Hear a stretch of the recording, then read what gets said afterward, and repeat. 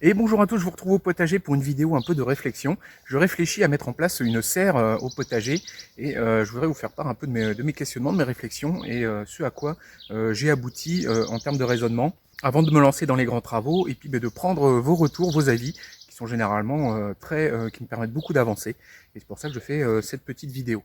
Alors dans un premier temps, j'aurais voulu clarifier une chose qui est jamais très claire et vraiment dite. C'est une serre pour quoi faire. Pour moi, il y a deux usages d'une serre au jardin. Il y a un premier usage qui consiste à avoir une serre pour faire ses semis, avoir ses plants en godet et ses semis et pouvoir les faire se développer dans des bonnes conditions et les amener le plus tôt possible au jardin pour avoir des récoltes les plus précoces possibles. Et il y a eu un deuxième usage qui consiste en fait à directement cultiver sous la serre, puisque les semis, on fait les semis sous la serre, mais après on va les planter dans le jardin extérieur, hein, comme ici. Et le deuxième usage, du coup, c'est vraiment de cultiver sous la serre, donc avoir une serre pour cultiver des cultures à l'abri sous un dôme de protection transparent qui va augmenter la température et en même temps protéger de la pluie. Alors moi ici je suis dans un climat dans le sud-ouest du côté de Bordeaux. Alors même si c'est très humide, généralement les mois d'été sont quand même plutôt chauds et secs et on arrive très bien à cultiver en extérieur, à part l'an dernier où j'ai vraiment eu un problème avec le mildiou, mais parce qu'on s'est tapé la grêle qui a vraiment abîmé les plants et ils sont tombés malades par la suite. Jusqu'ici c'est la 9e année de potager, j'ai jamais eu trop de soucis avec le mildiou à part l'an dernier et on arrive très bien à cultiver en extérieur. Et moi, ce que je cherche à faire, c'est pas tant de cultiver sous dôme, sous abri, d'avoir une serre pour cultiver, mais plutôt une serre pour faire les semis. Je me suis rendu compte cette année qu'en semant très tôt, on peut arriver avec des cultures très précoces, en les conduisant dans des grands pots d'1 litre. Voilà, je suis allé en chercher un, des pots comme ça, là, réutilisables, en polypropylène, des pots d'1 litre qu'on peut garder comme ça sur peut-être 20 ans, 30 ans. Il n'y a pas de raison que ça s'abîme. Et en conduisant nos plants dans ce genre de pot, eh ben, il se trouve que j'ai pu arriver à la Sainte Glace avec des plants très avancés. Et là, je commence à voir les premiers poivrons, les premières aubergines. J'ai récolté les premières tomates cerises hier. On est à la mi-juin. Pour moi, c'est un peu du jamais vu. Hein. Généralement, là, j'ai un mois d'avance, voire un mois et demi par rapport à d'habitude. Hein. Les aubergines, c'est presque début août que je les ramasse. Et là, j'ai les premières qui se forment. Elles commencent à être jolies. Donc voilà, c'est vraiment, à mon avis, quelque chose que je vais essayer de pousser plus là-dedans. Et pour ça, j'ai besoin de bonnes conditions pour arriver à faire pousser mes semis. Alors comme vous le savez, ici j'ai un potager qui est très grand, il fait 500 mètres carrés. Bon après, il est quand même assez expansif, hein. Il y a beaucoup de zones d'herbage et tout, donc j'ai pas beaucoup de tassé. Si je le tassais vraiment, je pense qu'il ferait 250 mètres carrés, quelque chose comme ça. La moitié, peut-être 300 mètres carrés. Si je voulais faire de la culture sous serre, pour avoir quelque chose d'assez conséquent, je pense qu'il me faudrait au moins une serre de 40 mètres carrés, quelque chose qui fasse 10% du potager, un peu plus. En dessous de ça, franchement, je trouve que ça vaudrait pas le coup. Typiquement, là, juste la zone de culture des tomates que l'on voit juste ici, elle fait 22 mètres carrés, elle toute seule. Donc, aller mettre une serre de 10 mètres carrés, franchement, je vais pas y faire pousser grand-chose par rapport à la taille du potager, ça n'a pas grand intérêt. Alors, des grandes serres tunnels de 40 mètres carrés, on en trouve sur Internet, qui ont l'air assez intéressantes. Faut compter au moins 1000 euros. On est dans ces prix-là pour avoir quelque chose de qualité. Il faut quelque chose qui puisse s'ouvrir par les côtés parce qu'en été, vraiment, ça va cogner fort, ça chauffe vraiment énormément. Le souci que je vois avec ça, quand même, c'est aussi l'aspect esthétique. Hein, ces grandes serres avec de la bâche dessus, c'est quand même particulièrement moche. Enfin, moi, personnellement, j'aime pas du tout. Le problème que je vais avoir également, c'est la durabilité de la bâche. Généralement, la bâche va faire 5 ans, allez 10 ans, 10 ans si vraiment on s'en sort bien. Et nous, dans le sud, les UV, ils tapent fort, hein, beaucoup plus que dans le nord. Donc, à mon avis, c'est plutôt tablé 5 que 10. Et voilà, ces bâches, du coup, ça va faire des déchets, il va falloir les remplacer tous les 5 ans. Et comme je vous le dis, ici on arrive bien à cultiver en extérieur, on n'a pas spécialement besoin de serre pour cultiver nos cultures d'été, et j'ai même peur à mon avis que sous serre elles aient trop chaud en été. Bon, l'intérêt quand même clairement c'est que ça les protège de la pluie, donc pas de risque de mildiou, mais comme je vous ai dit, à part l'an dernier, parce qu'on avait pris la grêle, j'ai jamais eu de souci avec ça. Alors, par contre oui, l'autre intérêt également c'est que ça protège de la grêle, ça c'est quelque chose qui arrive de plus en plus souvent, maintenant c'est quasiment tous les ans, on a un épisode de grêle, j'ai les cultures qui se font grêler. Donc effectivement, une zone de culture en extérieur, ça permettrait de protéger de ça. Mais là, on part sur vraiment complètement autre chose. On partirait sur une zone de culture de quelque chose comme 40 mètres carrés. Et on pourrait utiliser cette zone, cette serre tunnel, hein, quelque chose comme une serre tunnel, pour faire les semis à l'intérieur. Alors c'est quelque chose de très utilisé hein, par beaucoup de monde, mais c'est pas forcément quelque chose que je privilégie pour l'instant. Je vais partir sur quelque chose de plus petit, plus discret et vraiment orienté uniquement sur la réalisation des semis et pas cultivé sous abri. Alors une autre possibilité au niveau des serres, ça va être les serres en verre. Alors là on est sur des serres qui vont faire 10 mètres carrés. Pour 10 mètres carrés on va payer ça 1000-1500 euros. Donc là pareil 10 mètres carrés c'est vraiment trop petit pour en faire quelque chose de conséquent en termes de culture. Hein. Toujours pareil par rapport à un potager de 300 mètres carrés, 10 mètres carrés c'est tout petit. On va pas y mettre grand chose.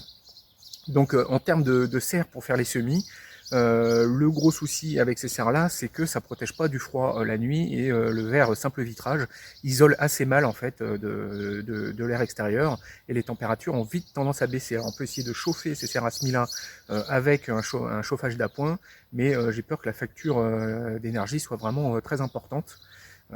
Surtout l'idée c'est d'arriver à faire des plants tôt en saison, donc à une époque où les températures extérieures peuvent vraiment descendre pas mal. Il faut être capable de chauffer le volume d'air avec une température extérieure assez basse. Et là l'idée étant de faire des semis les plus tôt possible en saison, une serre en verre c'est pas trop quelque chose vers lequel je vais essayer de m'orienter. Je pense que les pertes thermiques sont trop importantes. Alors une solution qui fonctionne, qui a fait ses preuves, c'est la méthode Elliott Coleman. C'est un maraîcher américain de la côte nord-est des États-Unis qui a sorti un livre, faire pousser des légumes en hiver, je crois, ça s'appelle, et qui a une technique en fait pour cultiver en hiver. C'est un système de double tunnel en fait. Donc il a une première serre, une grande serre comme celle dont on parlait au début de la vidéo, et après il va remettre à l'intérieur de sa serre une deuxième serre, un deuxième petit tunnel dans lequel il va cultiver dessous. Donc ces deux épaisseurs de protection rapportent à chaque fois, disons 2 degrés pour la première épaisseur, 2-3 degrés pour la deuxième, et on arrive à gratter 5 degrés par rapport à la température extérieure. Donc c'est une option qui peut être intéressante. En France, c'est pas mal connu sous le nom du Jacot Tunnel, hein, de la chaîne Jacot et Lily. Jacot qui est dans le nord de la France. Alors lui par contre il est près des côtes, donc à mon avis il a quand même un climat assez doux, hein. Il n'est pas dans un climat continental avec des moins 15 en hiver, je pense pas. Et il a fait, généralement, il fait ses semis comme ça, dans son tunnel, qui est dans son tunnel. Notamment, il fait toutes ses plants de tomates comme ça. Il y arrive bien. Le souci que je vois avec ça, c'est que il faut y être quand même régulièrement pour ouvrir quand ça se mettrait à chauffer de trop. Il n'y a pas de contrôle automatique de la température. Toujours un problème esthétique. Hein. C'est quand même, moi, je trouve ces serres, c'est quand même pas particulièrement joli. L'autre souci, c'est que on est limité quand même en termes de place, de ce qu'on peut faire. On n'a pas une belle visibilité sur ce qui se passe sous la bâche. Il faut forcément soulever le deuxième tunnel pour bien voir ce qu'il y a dessous. Et aussi, on maîtrise pas bien les paramètres, hein, puisque c'est vraiment, ça fonctionne à la louche. Et ça ne protège pas non plus des très très grands froids. Hein. Si on peut gagner 5-6 degrés au plus froid de la nuit par rapport aux températures extérieures, c'est quand même pas énorme. Si vous avez des températures extérieures qui peuvent descendre à -7, hein, comme on a eu les gelées là en mai cette année avec des températures qui sont descendues très bas, 5-6 degrés, ça vous fait quand même une température à -1. Vous avez toutes les tomates qui meurent, toutes les aubergines, tous les poivrons, et ça passe pas la rampe. Hein. Donc voilà, c'est pas forcément magique. Il y aurait moyen, je pense, d'améliorer le truc en rajoutant un petit chauffage d'appoint ou de l'inertie de masse. Alors l'inertie de masse, l'idée c'est de mettre des pierres ou de l'eau qui vont accumuler la chaleur en journée et qui après vont la libérer doucement la nuit. Donc moi c'est un système, on va en reparler plus tard de l'inertie de masse parce qu'il va y en avoir dans mon système que je prévois. Après, il y a le système des couches chaudes aussi, mais bon, là, on maîtrise quand même vraiment pas grand-chose, c'est compliqué, c'est beaucoup de logistique pour un résultat assez incertain.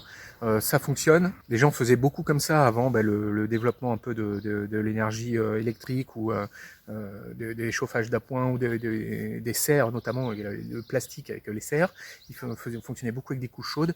Aujourd'hui, c'est quand même beaucoup moins utilisé. Et voilà, comme je vous dis, c'est pas pratique.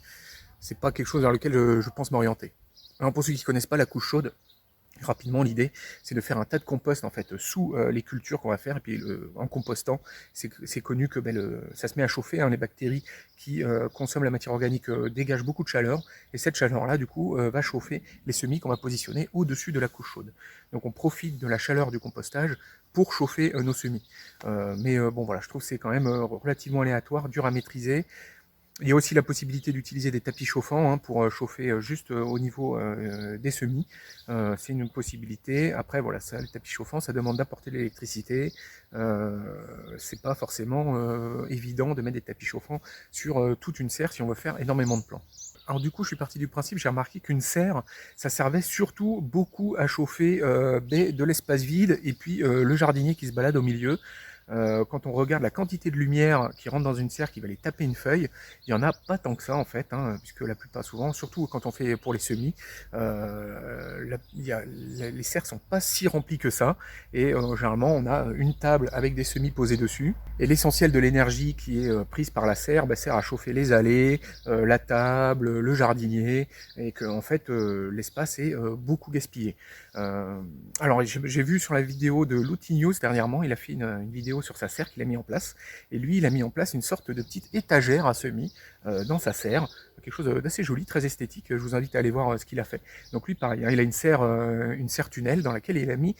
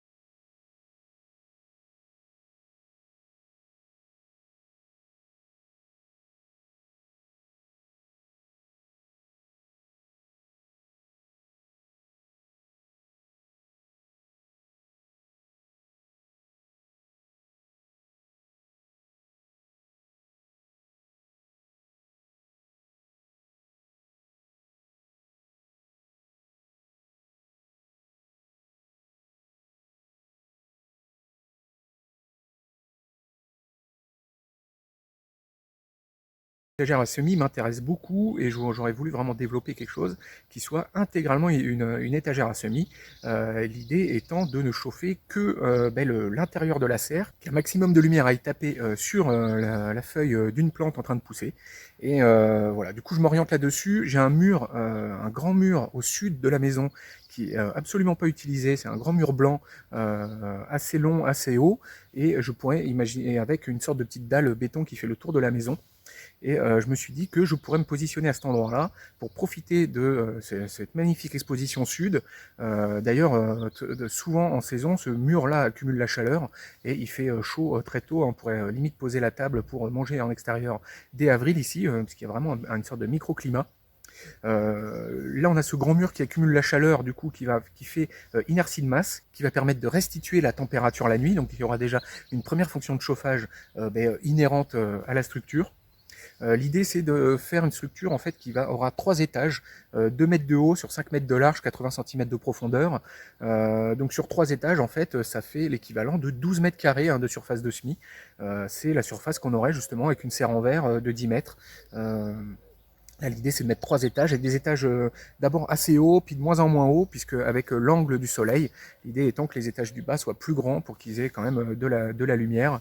Il vaut mieux orienter mettre plus d'espace en bas pour qu'il y ait pas mal de lumière également sur tous les étages et que le toit de l'étage du dessus fasse pas de l'ombre à l'étage du dessous. Donc là je me retrouve avec un volume vraiment où je vais pas me retrouver à chauffer un volume qui est pas utilisé puisque tout le volume est constitué d'étagères à semis qui vont permettre de positionner et la généralisation du coup des godets en 1 litre pour avoir énormément pour avoir des plans les plus avancés possibles au sein de glace. Donc on oublie les godets de 7 cm et de 4 cm et demi. On passe vraiment sur du godet de 1 litre de manière systématique. Et avec cette surface de 12 mètres carrés d'étagère, mettre 1200 godets comme ça. Bon, il y aura un peu de la surface utilisée pour d'autres choses. En disant 1000 godets, on va pouvoir mettre 1000 godets comme ça. Donc c'est quand même assez énorme, une production de plants vraiment importante qui est possible dans cette structure-là. Alors pour ce qui est de la structure, je vais partir sur quelque chose de tout simple. Justement, c'est là-dessus que je m'interroge. N'hésitez pas à me donner vos avis. Donc une structure avec des grands poteaux en bois qui vont faire l'ossature, sûrement des demi-chevrons pour faire les horizontales, voire des chevrons tout court. Quelque chose de bien solidifié avec des gros tire-fonds, enfin un peu le même genre de visserie que j'aurais pu utiliser sur ces structures-là. avec des gros tire-fonds qui vont solidifier la charpente entre elles. Après, tout ça va être fixé également au mur, pareil avec des tire-fonds, quelque chose de vraiment bien costaud, de bien ancré dans le mur. J'ai toute une partie isolation du mur aussi, pour éviter que, comme ça va être un espace relativement humide à l'intérieur et très chaud, j'ai peur que l'humidité aille s'infiltrer dans le mur. Donc là, je me pose des questions sur la manière d'isoler le mur de la maison du coup de cette mini serre étagère que je vais poser dessus. Alors j'avais pensé à de la bâche EPDM, c'est les bâches qu'ils utilisent pour isoler le toit, par exemple des terrasses ou ce genre de choses, ou du Delta MS. Mais bon, voilà, je sais pas. J'ai cru voir qu'il y avait des peintures, des sortes de traitements qui ça permettaient d'isoler les murs comme ça, mais ils disent que c'est pas pour isoler de l'humidité ambiante. Alors que là, clairement, ça va être un problème d'humidité ambiante, hein. Il va y avoir un taux d'humidité très élevé là-dedans. Donc il va falloir que j'arrive à isoler la paroi. Donc une fois que j'ai ma structure faite avec l'isolation de fait, hein, je vais faire des sortes de plateaux horizontaux pour pouvoir poser les planches. Alors l'idée de ces plateaux, ça va être de faire quelque chose quand même de transparent pour permettre à la lumière de passer au travers. Alors j'ai vu que dans la vidéo justement de l'outil News, il utilisait des petits grillages assez fins, bien arrimés, qui permettaient du coup de positionner les plateaux dessus. Ça peut être une solution, mais quand même il va y avoir beaucoup de poids, hein, puisque les plateaux vont être assez lourds avec des pots comme de 1 litre comme ça. Donc soit je vais rajouter des renforts, hein, pour que ça tienne bien, que ça bouge pas. Mais il faut que je trouve un système qui permette à la lumière de passer au travers. Sachant que bon, une fois que de toute façon un étage sera rempli de pots, la lumière ne va pas traverser les pots. D'où l'idée quand même de faire des étages relativement hauts pour que même la plante qui se retrouve tout au fond ait quand même de la lumière qui lui arrive dessus par la face avant. Alors après, pour ce qui est de la surface transparente de la serre, ce que je pensais utiliser, c'est du polycarbonate alvéolaire de 1 cm d'épaisseur. Alors l'intérêt du polycarbonate alvéolaire, déjà c'est que c'est beaucoup moins cher que du verre, et surtout voilà, ça enferme une sorte de petite couche d'air à l'intérieur qui a vraiment un pouvoir isolant bien plus important que l'on pourra avoir avec des serres en verre, les serres en verre trempé. Alors c'est moins transparent que le verre, on voit pas aussi bien au travers. Mais voilà, en plus ça résiste à la grêle, hein, c'est beaucoup plus costaud en cas de grêle ou ce genre de choses. Bon, ça finit par s'opacifier un peu avec le temps, c'est pas non plus parfait comme matériau. La première serre qu'avait Olivier dans ses vidéos, c'est ça, hein, c'est de la serre en polycarbonate alvéolaire. Alors lui, je crois qu'il devait être plus sur du 5 mm d'épaisseur, moi je vais partir sur du 10 mm d'épaisseur, 1 cm. Mais je pense partir là-dessus. En gros, ça coûte 30 € les 2 mètres carrés, donc 15 € le mètre carré. Et là, l'idée, ça va être de tapisser tout le contour de la serre ainsi que le toit de polycarbonate alvéolaire pour laisser passer la lumière et en même temps bien isoler. Alors va falloir bien étanchéifier tout ça pour que ça soit pas une passoire thermique, hein, que l'air sorte de partout. Je pense utiliser aussi des sortes de petites cornières en plastique qui vendent, qui servent à se clipser sur les côtés des plaques de polycarbonate alvéolaire parce que l'eau et l'air peuvent rentrer par les extrémités. Après l'idée, donc juste cette structure-là, on est sur un montant de 550 € à peu près. J'ai même plutôt compté large. Donc juste pour l'instant la petite armoire, 3 étages, de 12 mètres carrés de surface pour poser des semis, des godets, on est sur du 550 €. Donc je trouve que c'est quand même super intéressant par rapport à ce qu'on pourra avoir, mais par rapport à une serre tunnel. Serre tunnel, pour avoir une bonne serre tunnel de 10-12 mètres carrés, il faut bien compter dans ces prix-là, je pense même plus. Hein. Si on va avoir quelque chose qui puisse se soulever par les côtés, enfin vraiment quelque chose de qualité avec des bons arceaux costauds, à mon avis, ouais, il faut bien compter 500, même plus, hein, peut-être presque 700-800 €. Les serres en verre, hein, je vous en parle même pas. Donc là, on est sur 550 € juste de structure. Je trouve que c'est quand même un bon rapport. Bon, après, il faut être un peu bricoleur, mais franchement, avec une visseuse et de la vis inox Torx, c'est vite fait de bricoler ce genre de structure-là. Donc bon, il y en a pour quelques jours de travail, mais au final, je trouve qu'on a quand même un rendu au final qui est vachement plus sympa que juste une serre, voilà, comme ça, pouf, avec des arceaux en fer et puis une bâche plastique dessus. Alors autant pour ce qui est le problème de la température, on va avoir le mur qui va faire inertie de masse, qui va apporter sa chaleur. On va avoir également la super isolation apportée par le polycarbonate alvéolaire.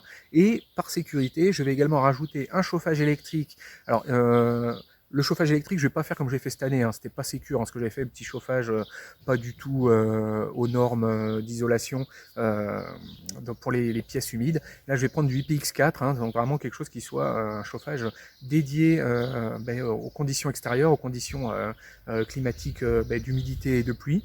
Et là, un radiateur comme ça, il faut compter quelque chose comme 100 € dans ces eaux-là. des radiateurs de chantier en fait, hein, que je brancherai après sur un thermostat, sur une prise thermostat, de manière à ce qu'il se déclenche dès que la température descend par exemple sous 10 degrés, essayer de maintenir en permanence sur une température de 10 degrés. Alors maintenir une température de 10 degrés quand la température extérieure est de -7, vous voyez, un écart de 17 degrés de température, c'est quand même relativement compliqué.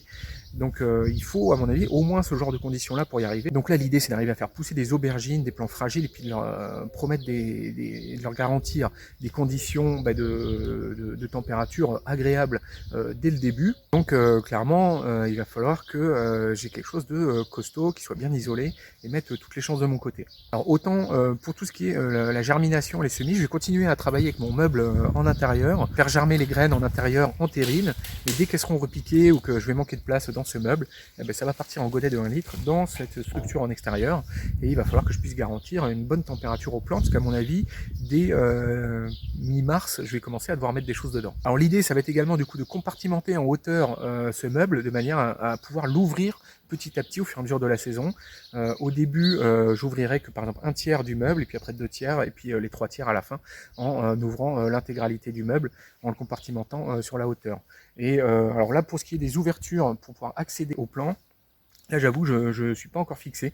J'hésite entre des portes qui s'ouvrent comme ça, des portes coulissantes. J'avoue, je ne sais pas trop exactement quoi utiliser. Peut-être pour la structure, j'aurais peut-être pu utiliser aussi des choses qui pourraient servir pour des vérandas ou des choses. Alors là, vraiment, n'hésitez pas, hein, si vous avez des bonnes idées à me mettre en commentaire avec des liens pour que j'aille voir sur des sites internet. N'hésitez pas à me pousser vos bonnes idées. Généralement, vous êtes de très bons conseils. Donc voilà, n'hésitez pas. Pour ce qui est de la structure, voilà, comme je vous ai dit, je partais sur des gros chevrons en bois pour l'essentiel, mais on peut imaginer, je sais pas moi, du profilé aluminium, plein de choses. Voilà, l'idée c'est d'avoir quelque chose de solide, de pas trop dur à mettre en place, de pérenne dans le temps aussi, parce que bon, moi je commence à utiliser beaucoup de bois, je me rends compte, et d'ici 30 ans, je sais pas dans quel état ça va être tout ça. Si je peux essayer d'utiliser peut-être des trucs un peu plus solides dans le temps, ça pourrait valoir le coup. Alors dans les choses auxquelles je pense aussi, ça serait le premier étage tout en bas, c'est de le mettre un petit peu surélevé pour pas poser directement au niveau du sol, mais faire une sorte de petit vide sanitaire avec une couche d'air isolante supplémentaire pour éviter que ça soit trop au froid et à l'humidité en bas. Donc pour l'étage tout en bas, peut-être le mettre à une dizaine de centimètres de hauteur avec une sorte de plancher surélevé. Alors, je me dis que c'est pas forcément indispensable, mais ça me paraîtrait pas forcément une mauvaise idée. Et je pensais également mettre pour les moments où ça va chauffer très fort, hein, parce que je vais pouvoir garantir une température minimale avec le chauffage d'appoint la nuit. Par contre, ça risque de chauffer très fort en été, et donc là, ce que je vais mettre, ça va être des sortes de vérins automatiques, des vérins à cire qui vont soulever le toit, au moins 2 fenêtres dans le toit, et puis également des fenêtres en bas, pour enclencher une bonne circulation d'air dès qu'il va se mettre à faire un peu trop chaud, pour que l'air circule et puis que ça ventile, et empêcher que ça se mette à cuire là-dedans avec une température trop importante. Alors, pour vraiment que ça ventile bien, il faudra que j'en mette plusieurs, hein, vu que ça va faire 5 mètres de large. Il faudra que j'en mette au moins 2 sur les côtés en bas pour que ça rentre par le dessous, et puis au moins 2 ouvertures en haut.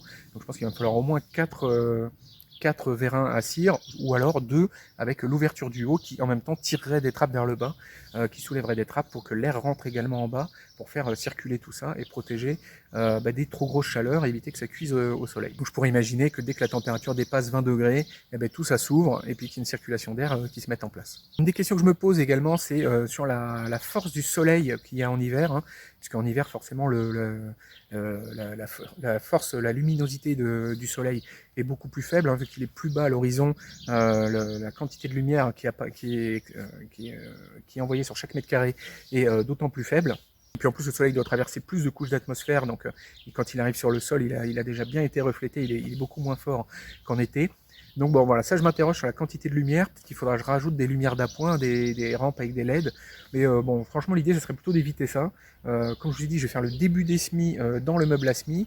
Et très rapidement, quand ça sera trop grand, ça sera repiqué dans des godets d'1 litre, comme ça, pour partir dans la serre à semis. Voilà, c'est le projet que j'ai en tête. N'hésitez pas à me faire votre retour, me donner vos avis. C'est un peu l'idée que j'ai sur la bonne manière de faire une serre à semis. Vraiment, ce qui nous intéresse, c'est que les semis, hein. L'idée, c'est pas de faire de la culture. D'ailleurs, très rapidement, après, cette serre, elle fera tellement chaud à l'intérieur qu'elle va être abandonnée, hein. En saison, à mon avis, dès les 5 glaces passées, la mi-mai, ça va plus être possible, hein. Ça va être vraiment une sorte d'étuve comme structure, donc on pourra pas y faire grand-chose dedans. En plus, ça sera trop petit, il n'y aura pas assez de plafond pour faire pousser des plantes relativement hautes. Donc c'est vraiment l'idée de faire juste une étagère pour faire pousser les semis et arriver au sein de glace avec un maximum de plants, le plus développé possible, arriver avec des aubergines comme ça, des poivrons pareils, et qu'ils puissent enchaîner directement sur une culture de manière à ce qu'ils produisent bien et rapidement. Voilà, mais du coup, n'hésitez pas à me donner vos retours sur mon petit projet, ce que vous en pensez. Je pensais essayer de mettre ça en place dans la fin de l'année, à la Toussaint ou sur les vacances d'hiver, dans ces eaux-là. Je pense me lancer dans les travaux. Donc voilà, il y a encore du temps, hein, j'ai de la place pour la réflexion.